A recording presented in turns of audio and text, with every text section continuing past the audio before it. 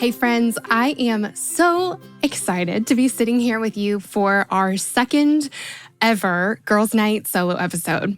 I did my first one earlier this season, and I told you guys that I was wildly nervous about it. And I'm so grateful that the feedback has been really good. You guys said, yes, let's keep doing this more. And so here we are. I want to give maybe a caveat or warning here at the beginning that I'm still really new at this. Interviewing, I can do that. Solo podcast episode makes me nervous, especially because I'm sitting here and I'm looking at video also. By the way, if you're listening on audio, did you know that we have a YouTube channel? We do. So I'm sitting here, I'm filming this, and I'm just still really new at this. I don't totally know what I'm doing. But actually, that's really the theme of today's episode. And so I'm just throwing that out there right now that I'm a beginner at this, and I'm a firm believer that it's okay to be a beginner, and we're going to talk about that a lot more, but just bear with me as I get some practice in at doing these solo episodes.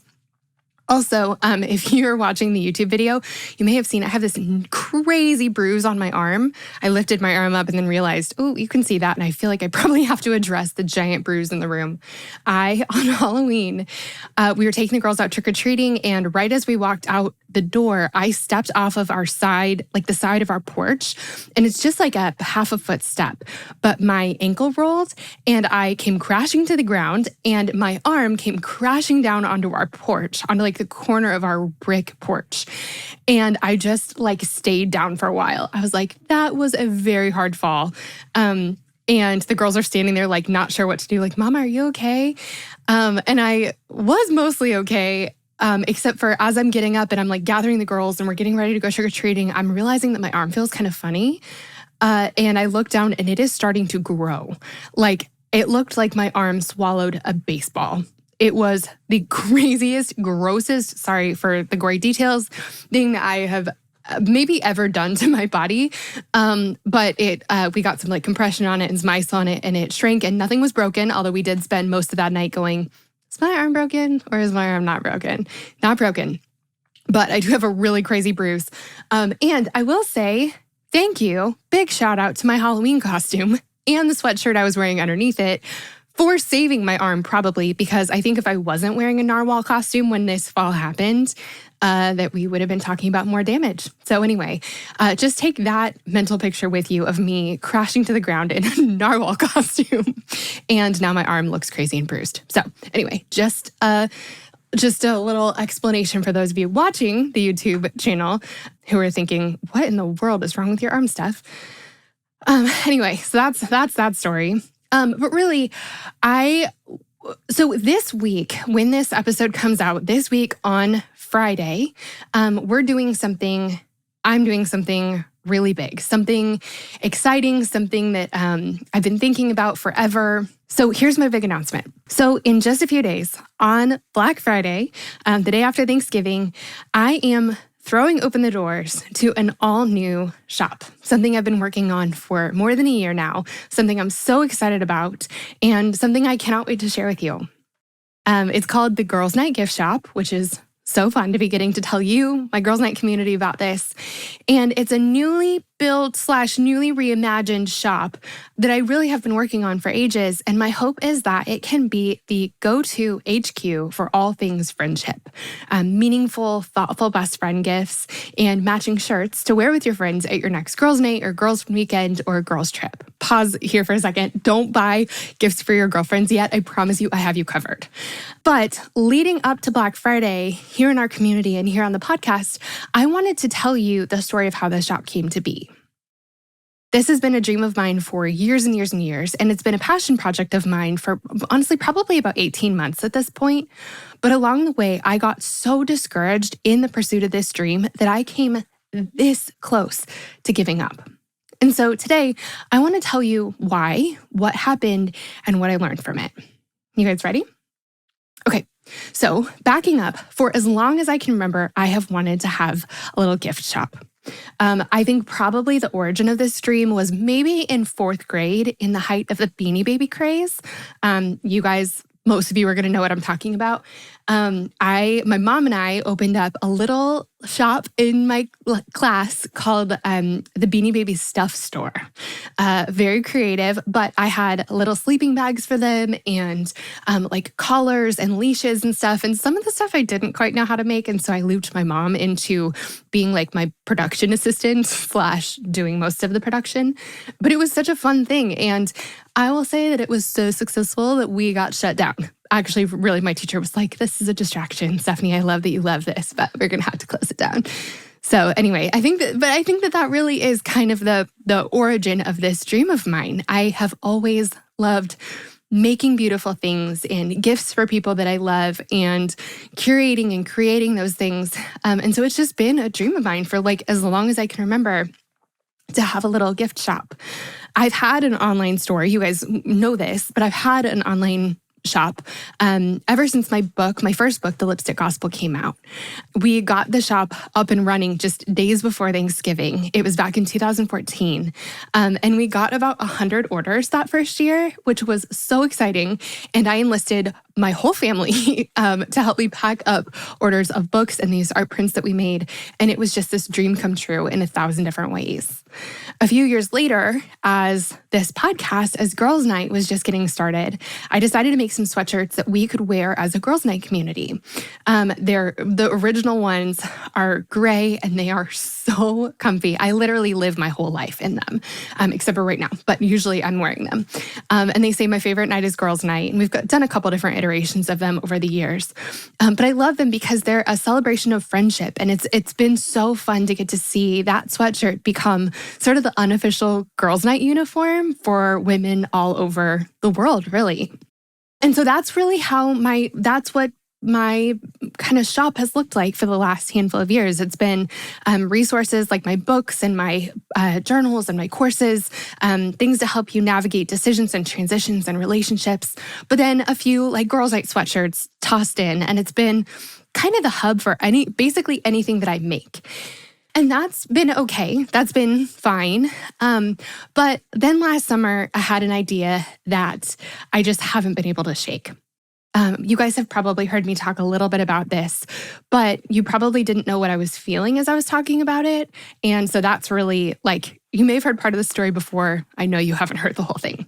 So this new idea was that my best friends and I were planning a girls' trip last summer, and we decided that we needed matching girls' trip t-shirts. Not wanted, needed. We wanted to take fun photos together in our matching girls' trip shirts, but we also wanted sort of a keepsake or like a memento that we could take home with us, a reminder of each other and our time together, and something that could help us feel connected even when we're far apart. My best friends, this particular group in particular, live in Colorado. And so we are I'm trying to think, I think it's like almost 2,000. It's at least 1,000. Anyway, you geography people are going to have to correct me, but we're like 16 hours, a 16-hour drive from each other. And so I wanted something that we could wear together and take fun pictures and, wear as we were going to the lake, but also something that could just remind us of our time together and of each other and sort of connect us. Our time together is so precious. I mean, I think any time together as friends is precious, but between the four of us that we're going, we have 4 full-time jobs, 3 husbands, 7 kids, and 4 dogs, and a cat, a mean cat. Sorry, Michelle. So, getting time together is really like a miracle. To get us all on an airplane and to the same place at the same time is not a small feat. And so we wanted to mark that occasion. But we found out that girls' trip shirts are actually really pretty hard to find. All of the shirts that we found said things like girls' trip, cheaper than therapy, which, okay, but one, is it cheaper than, maybe, I guess if you added up months of therapy, whatever. But that shirt was pretty off-brand for us, considering that all of us are huge fans of therapy, and 2 of the 4 of us are actually licensed therapists.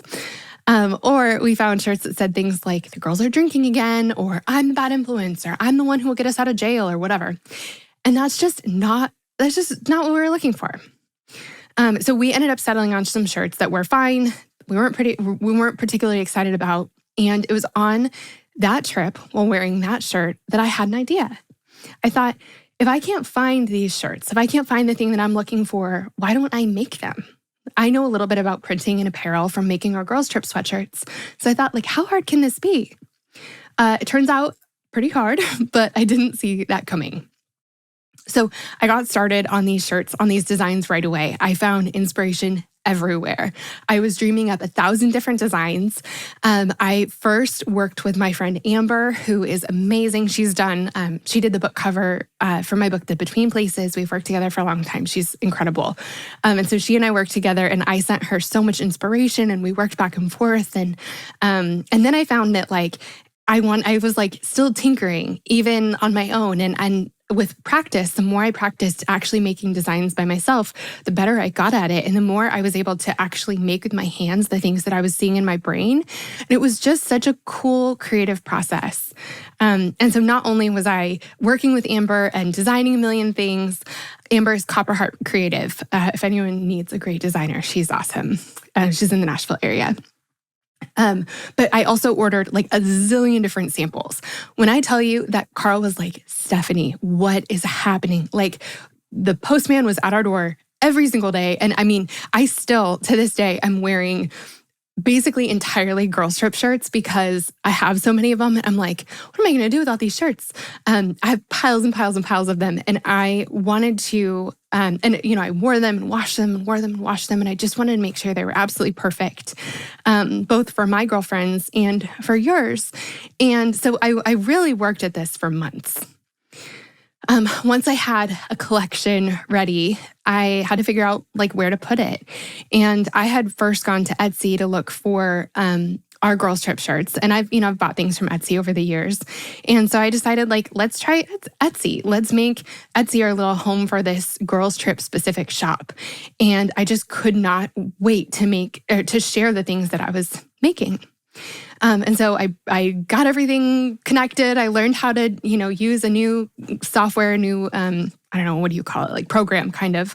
And then I press publish and shared about the shop for the first time with you guys. I think I sent an email about it and probably shared it on social media.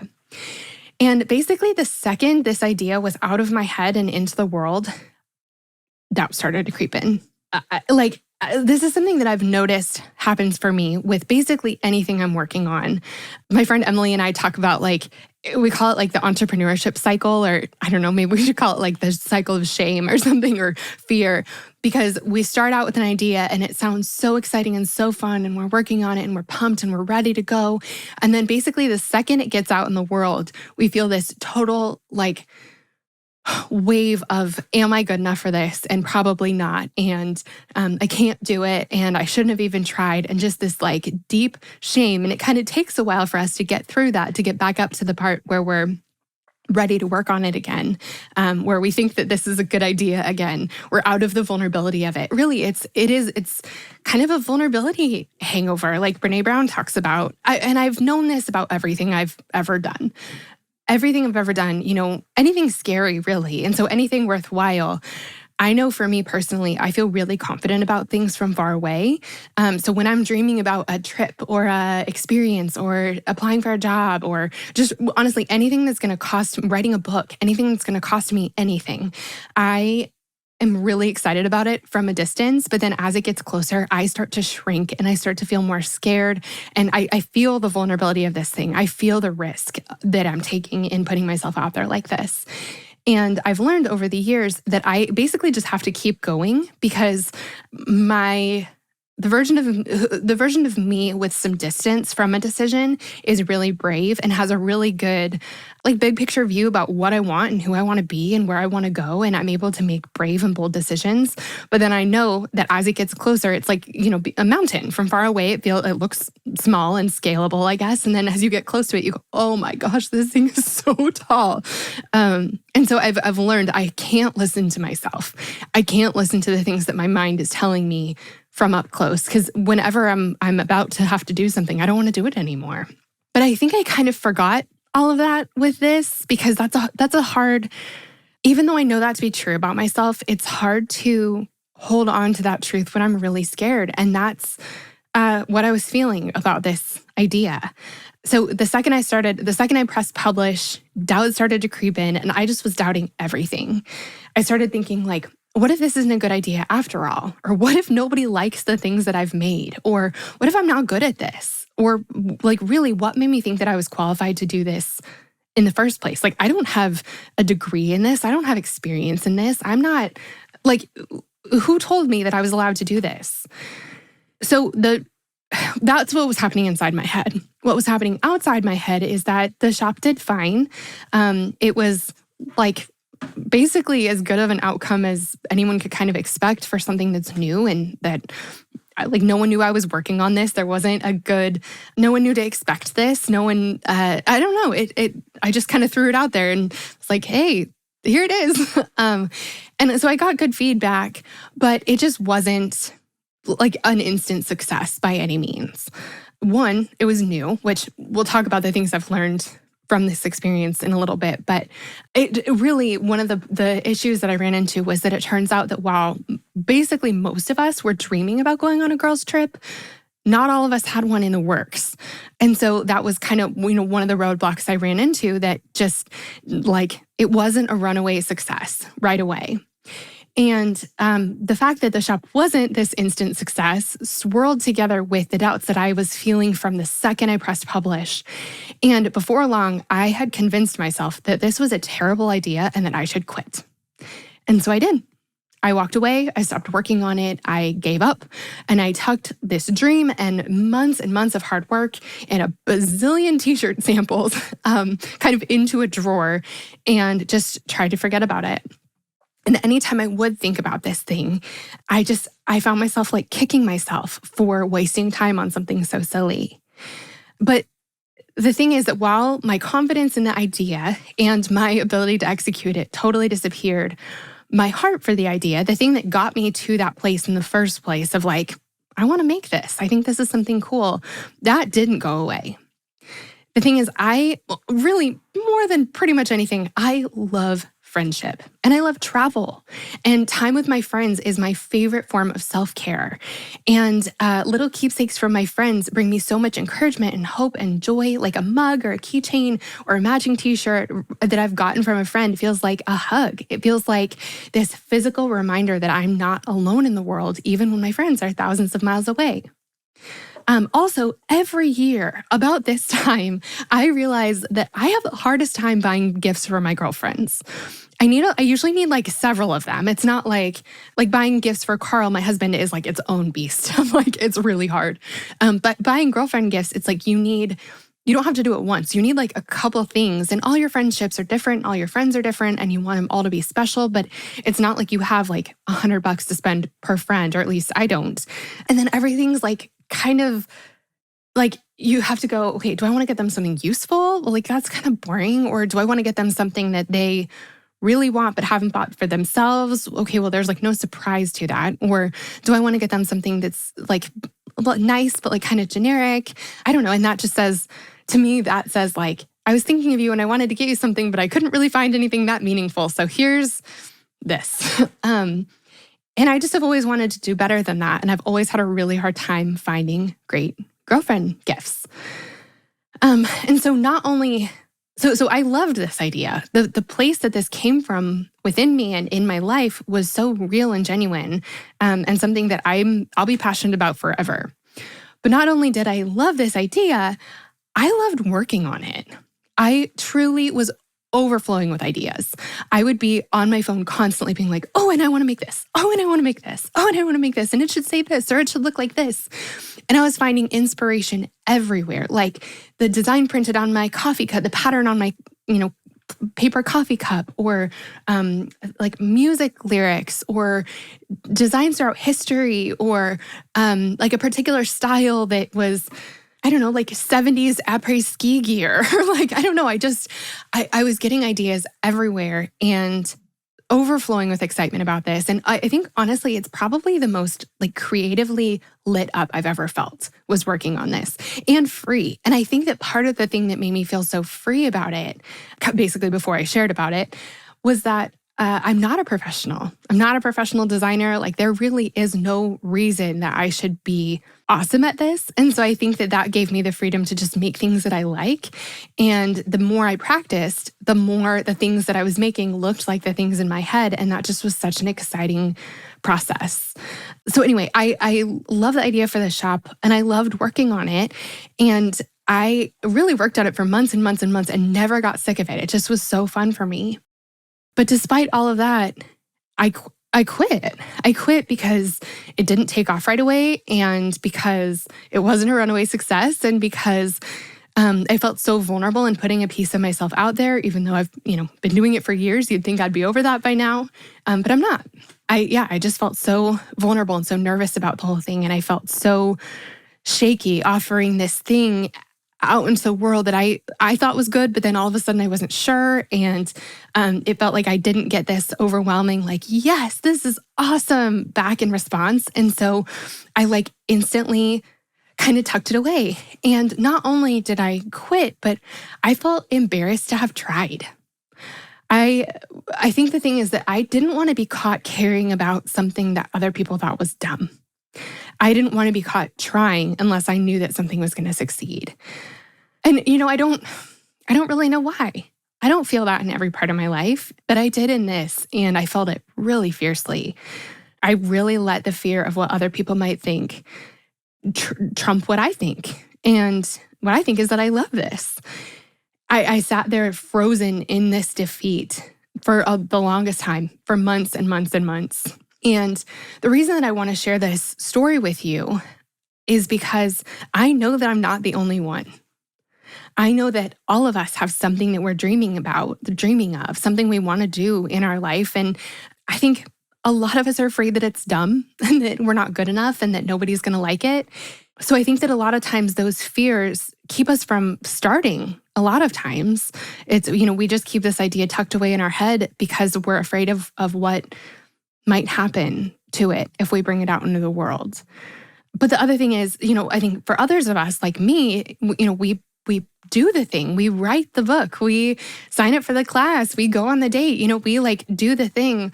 But basically, the second we're out away from the crowd in the open with our heart on our sleeve, it's so scary and vulnerable. And it's so hard to just stand there, to be seen out there by yourself, loving the thing that you love and wondering if other people are going to love it too. And it's like that moment is so vulnerable and so scary that we just can't do it. We just have to walk away. We have to stop that discomfort. That's how I felt. And I know I'm not the only one. But I didn't stay there. And I'm really glad I didn't stay there. And I don't want you to have to stay there either. If you're feeling stuck in the same place that I spent so much time in, I want to get you out. I think it's just time, So here's how I kind of got through this moment. Here's the thing that shifted. So one morning, I had a really small idea that sort of snowballed, sparked a different idea and a different idea and a bigger one and a bigger one. So it started because I was thinking about the shop I do have, the shop that I did survive the vulnerability long enough to keep out in the world. It's StephanieMayWilsonShop.com. And again, it's where we have our journals and devotional and my books and where we've had our girls' night sweatshirt, or my favorite night is girls' night sweatshirt for years now. So it's less vulnerable because it's been there for a while. But I was thinking about the shop, and I was thinking about just kind of the way that I have things organized in our corner of the internet. And it started to make the more I thought about it, the more it felt like it sort of made no sense what I had in there. The fact that it is sort of a catch-all for just anything that I make makes it kind of hard to describe and hard to be like, this is what this is about, or this is what this is for. And I was getting just a little bit stuck, being able to describe it, being able to share about it, because it was sort of a collection of just all kinds of things. I don't think I've told this story. I'm wondering if I told it last time, but anyway, you might hear it again. So when we first moved to Nashville, we bought this little house, and it was in this up-and-coming neighborhood that was still had a ways to go. It was kind of a kind of an interesting collection of houses and people and all kinds of things. Well, so our neighbor had this house that had been there for, I don't know, 50 years or something. And you could tell that the house started at one size, but then they built onto it and built onto it and built onto it. And it was sort of this like a little bit of like a Frankenstein house. The cherry on top was the fact that in their garage, they had a detached garage out back. And on top of the garage, it was like a flat roof. On top of the garage, they had like battlements, like on top of a castle. It's like they had sort of a fence around it, but it looked like a castle. They had like a bridge to the main part of the house, and they had a hot tub on the roof. And it was just such a funny, like, random thing to be next door in our neighborhood that we just would always look at it and go like, how did it end up like that? And it really was how a lot of things happen in all of our lives and in my life, where like one thing leads to the next, and then you just sort of add a little on here and add a little on here. And a couple years later, you look and go, I didn't really have a plan. Like I didn't have a long-term plan when I made this. I've just sort of been doing a little bit at a time. And so that's kind of what I was thinking about my little shop, was like, it's just sort of a collection of kind of some random things. And I think when you don't have a really specific vision for something, it kind of can be, when something's a catch-all, it actually stifles your creativity. Whereas if you have a really specific vision for something, I think it opens up creativity a lot. It's like really counterintuitive, but I think that that's really true. And so I was trying to think of like, how can I organize this a little bit better? And then I thought, what if I have two shops? What if I just kind of split them apart and I have one that's for my books and my guides and my resources, and another that's for our girls' trip sweatshirts, girls' night sweatshirts. You can tell I've been talking about girls' trips forever. So another one that's for our girls' night sweatshirts. Maybe it's like a girls' night shop, just whatever it is, whatever we have for the podcast, and other stuff is just like my books. And then I thought, well, if I'm going to make a new home for our girls' night sweatshirts, I could put other things in there too. Like, what about best friend gifts? And I immediately was thinking about how hard of a time I have finding best friend gifts. And then I was like, and then if we're going to have girls' night sweatshirts and best friend gifts, maybe we should have girls' trip shirts, like the ones I was working on for so long. And sort of before I knew it, there it was. It was a whole new idea.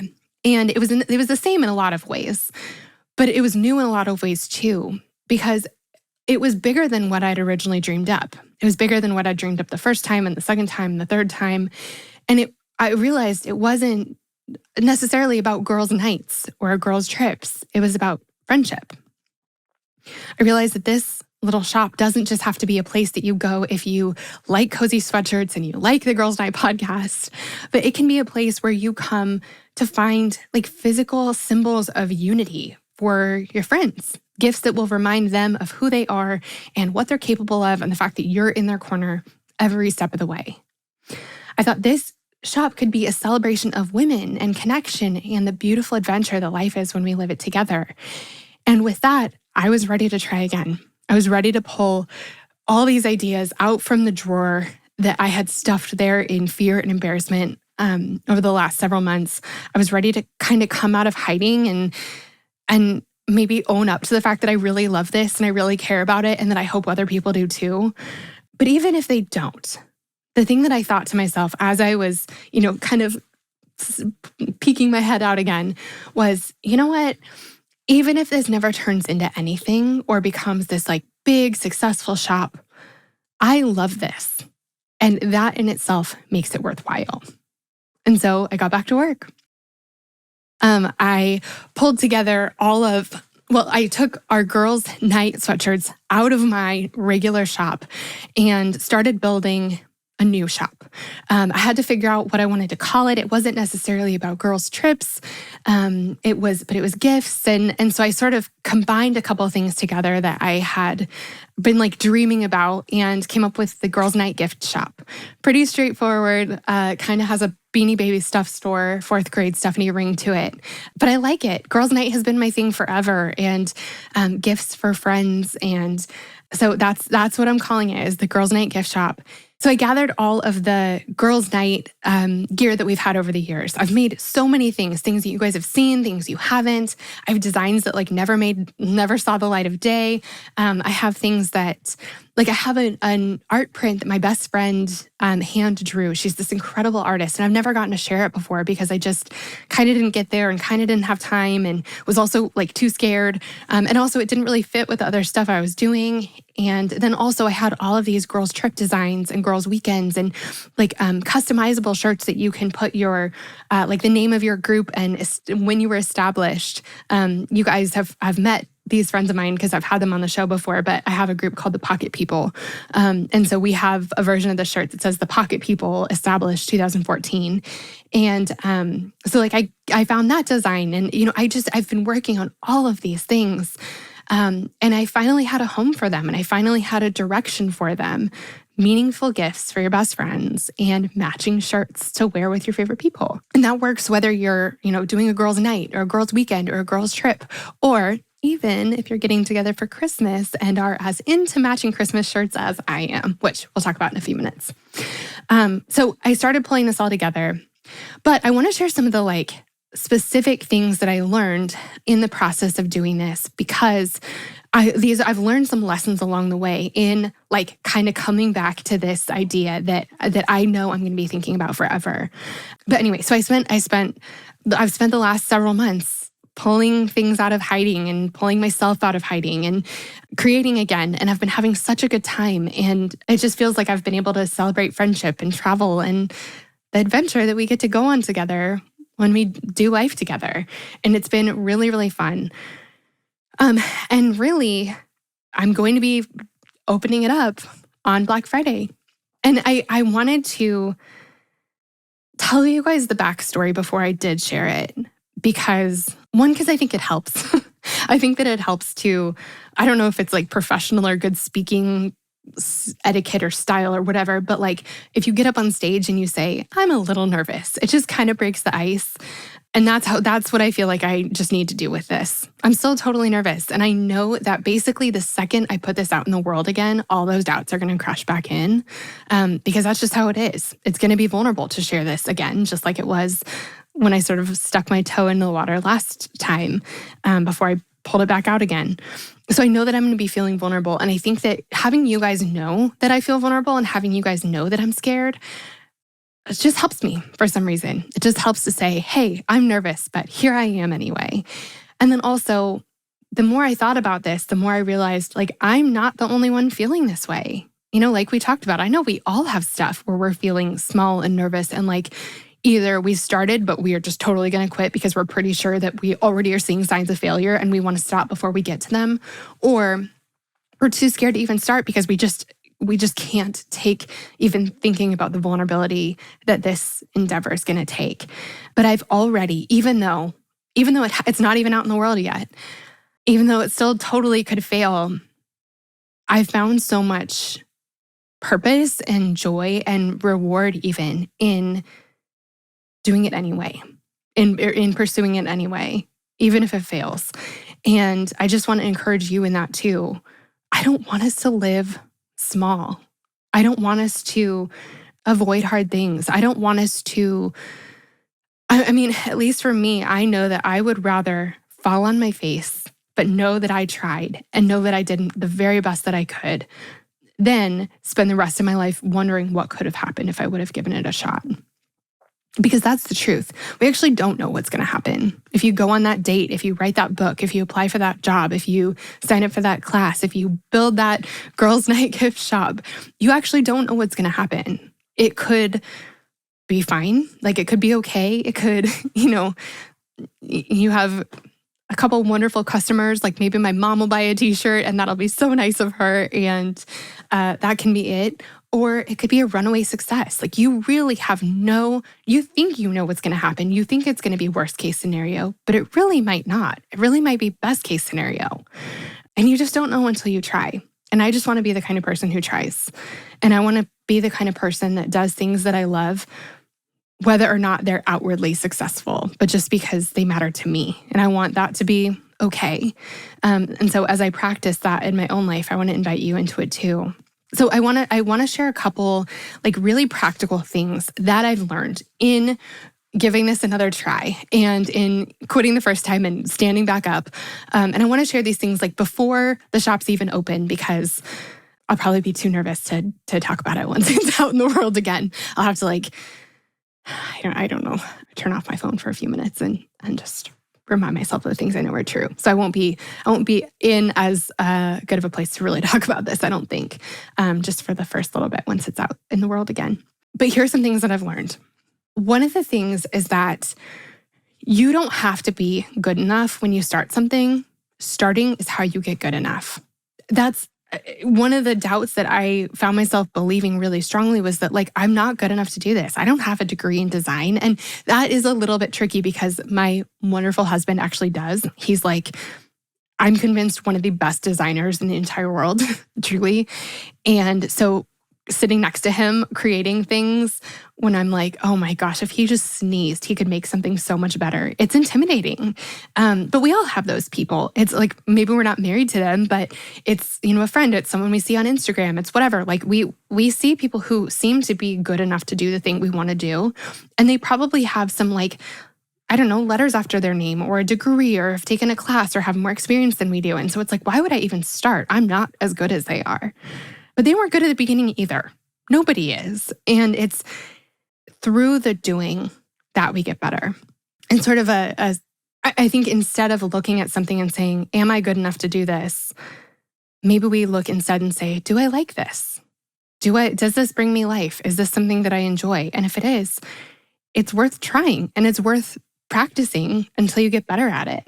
The second thing that I have learned through this is that good things take time.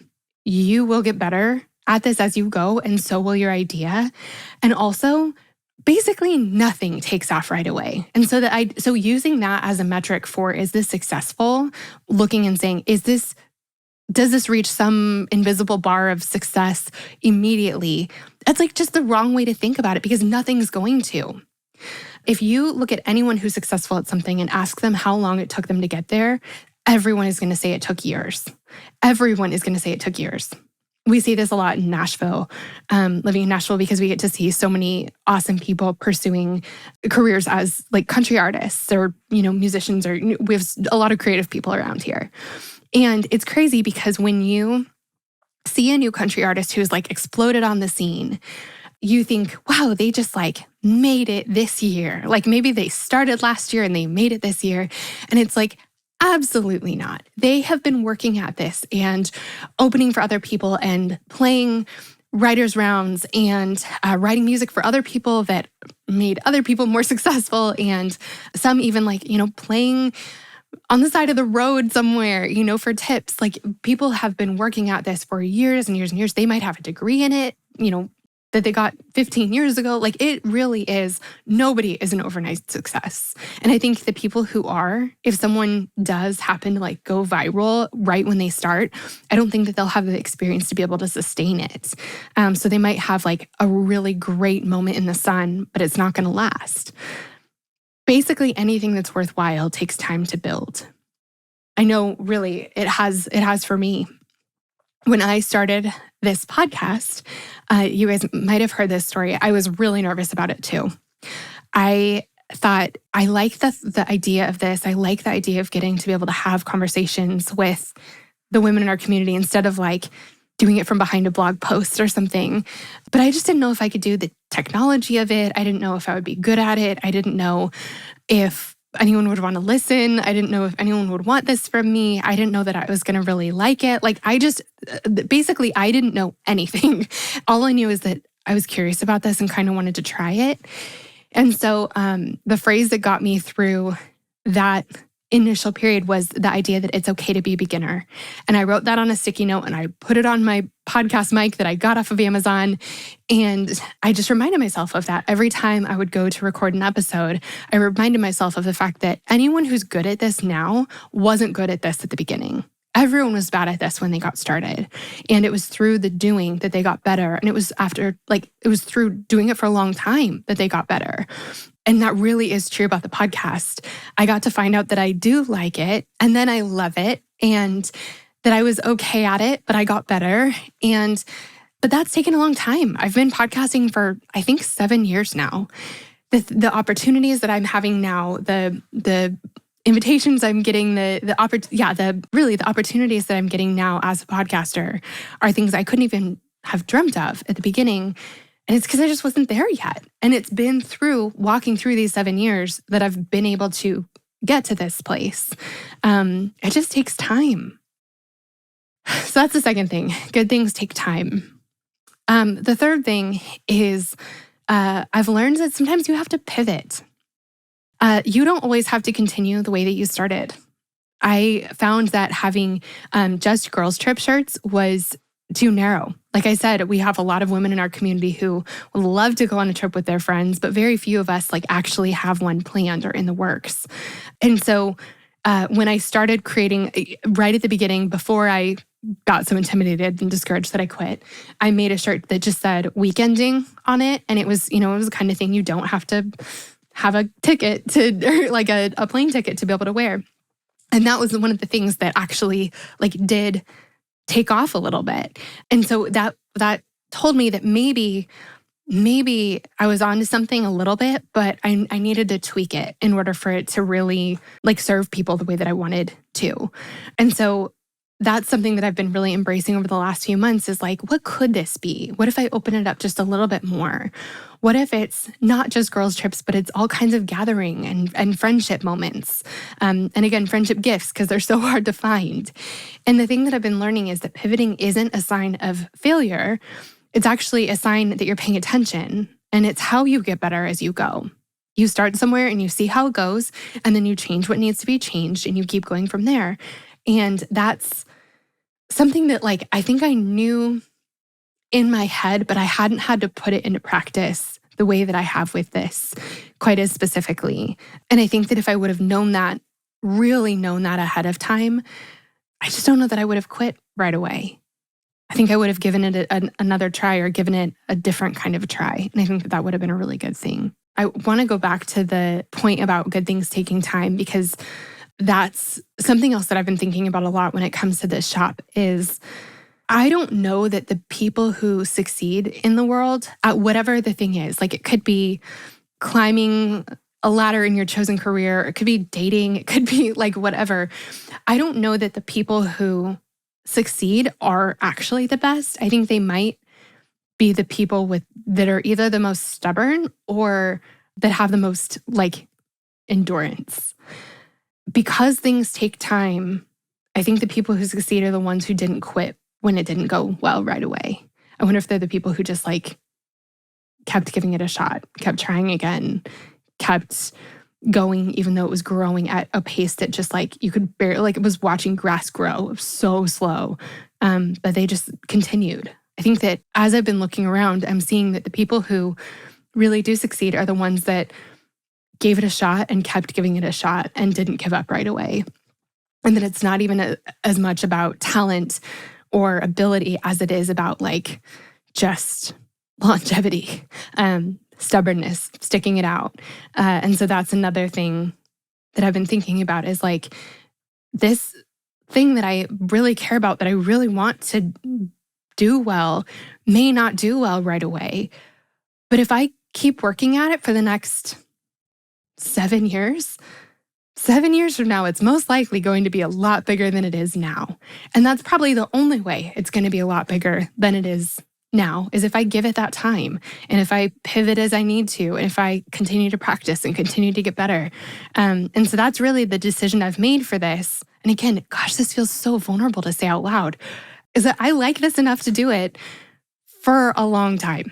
And I like this enough. I enjoy this enough. I'm passionate enough about friendship and symbols of connection, really, to give this the time that it needs. And so if my podcast, it takes 7 years to be bigger than it is today. I mean, it didn't, it grew little by little, but then, okay, I think I like this enough to really give it that time.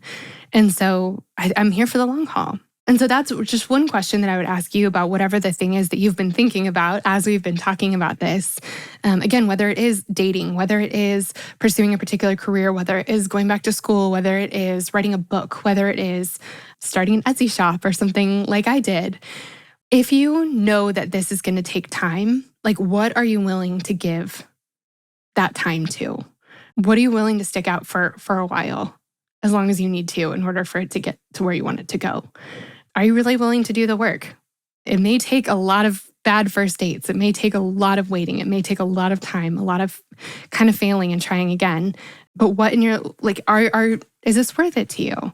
Because that's what I've been finding is that this is worth it to me to stick it out as long as I need to. The last thing is, so what if you fail? What if you actually fail?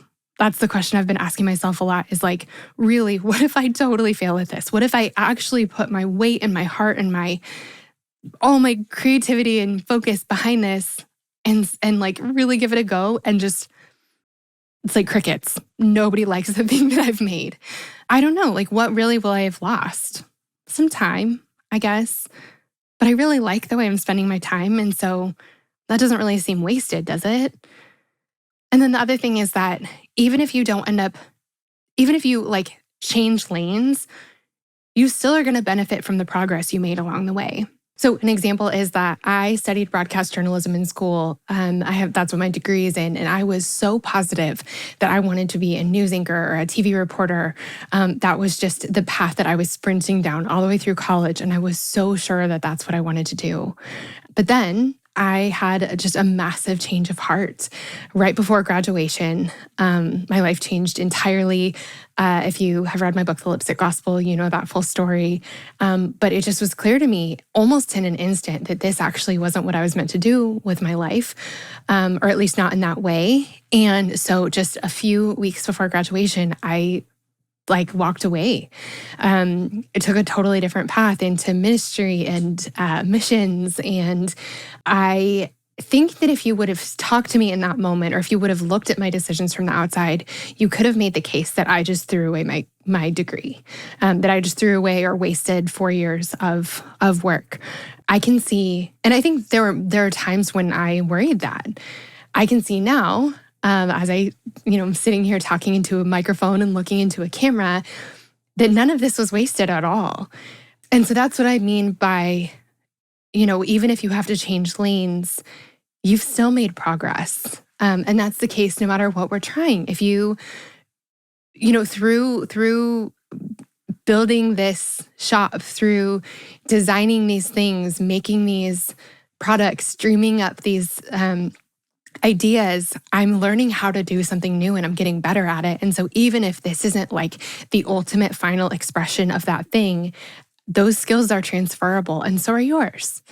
So there's one last really practical thing I wanted to talk about. And that's, I ended up in bringing this back, in reimagining this idea and building it into something new and putting together the Girls Night gift shop. I decided to not primarily build it on Etsy.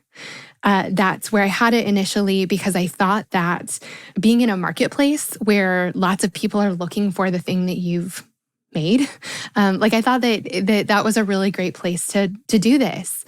What I found out though is that this is true for everything. Nothing on Etsy was fast. I was able to get I was able to sell some shirts, but not a ton. And I really found out that it's pretty hard to be found on Etsy, at least in this kind of niche.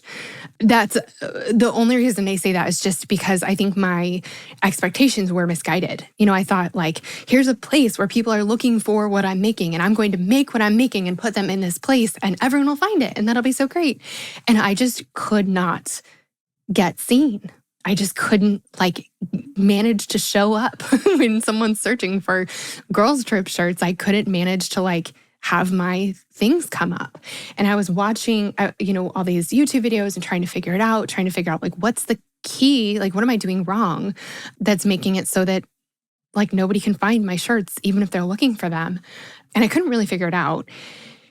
And I didn't, so what I decided was I didn't take down my Etsy shop. It still exists. And if some day, maybe if I just need to give it more time, or, if like the algorithm changes, or whatever the elements are that make it what it is.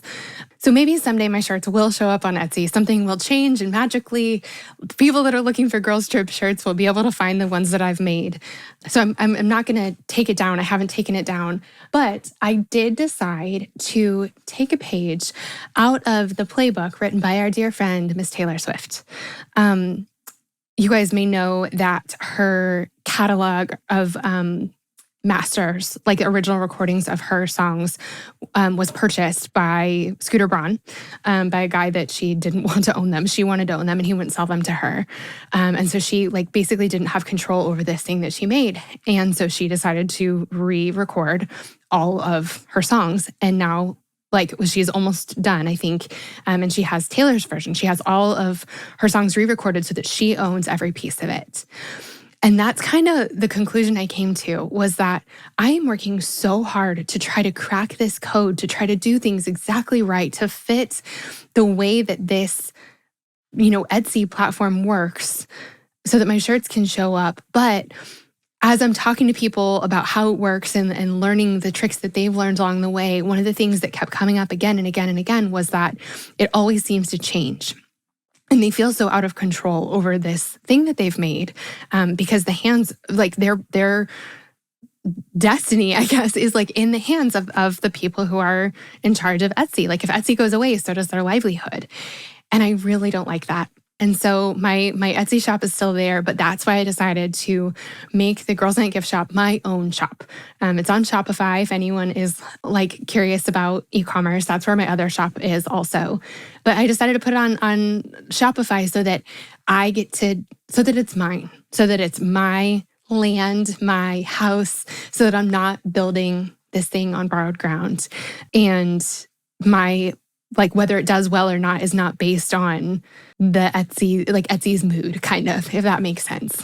So that's just kind of a random thing, but something that's been really important as I've been walking this road is I want to build things and own them. I want to be in charge. I don't want to have to play a game and relearn the rules every time the person in charge decides to change them. So friends, that's what I've learned. That's what I've been going through. That's what I've been thinking about. That's what I've been struggling with. And that's what I've learned. I hope that no matter what dream you are dreaming right now, that you keep going for it too. Even if it's just for the reason that you love it. That's absolutely reason enough. I also hope that if you're building something, that you keep going, and just that you remember that good things take time. They do. And that the longer we do something, the better we get at it, and the better the thing gets, and the more it grows. Growth takes time. It really does. And then I think, you don't have to be perfect at something to start. You just have to like it enough to start and keep going, but you will get better, and so will the thing. And that I think a lot of times the people that succeed the most aren't the smartest or the best or the most qualified. They're just the people that stuck it out even when it felt really hard or discouraging. And I'm just cheering both of us on as we both do that. It really is. It's scary to pursue a dream. Putting yourself out there stinks. There's just no other way to say it. But I think that the alternative is even worse. I know for me, I don't want to miss out on my life. I don't want to miss out on my dreams because I'm too scared to go for them. I would rather, I said this before, but I would rather do every single thing that I can and fall on my face rather than avoid the risk and never know what might have been possible if I had just tried. So here I am. That's my story. That's what I've been thinking about, what I've been going through. And I'm going for this. I love friendship. I love travel. And I am a firm believer that girls' trips and girls' nights and girls' weekends are the very, very best form of self-care. I also believe that we are never too old to wear matching shirts. It's always fun, and there's never an occasion too small or too silly to mark with fun pictures and matching sweatshirts. I'm also really tired of struggling with my Christmas list. I feel like great best friend gifts shouldn't be this hard to find. But even though I know that I believe those things, even though I know that I love this and want to pursue this, I'm nervous. I'm so nervous, friends. I have been writing books and recording podcast episodes and teaching courses and speaking on stages. And I've had an online shop for years and years and years now, but I still am nervous to put myself out there and still nervous to do something new. But I'm doing it this year, actually this week, bravely and a little shakily, because I hope that you do it too. I hope you do the brave thing. I hope you keep going, even though it feels safer to quit. I hope you keep putting yourself out there, that you try again and that you do it, even though you might totally fail, but it really isn't failure if you're doing something that you care about. That's what I hope for me. That's what I hope for you too. So friends, that's it. That's the story. My new little shop, the Girls Night Gift Shop, is going to be opening up officially at 8 a.m. on Black Friday. And I'm totally nervous, but maybe I'm a little less nervous because you guys know I'm nervous. I think that maybe that just helps. If you want to check it out, if you want to get a little sneak peek of what I have in there, you can go to girlsnightgiftshop.com. So that's it. Here we go. Love you, friends.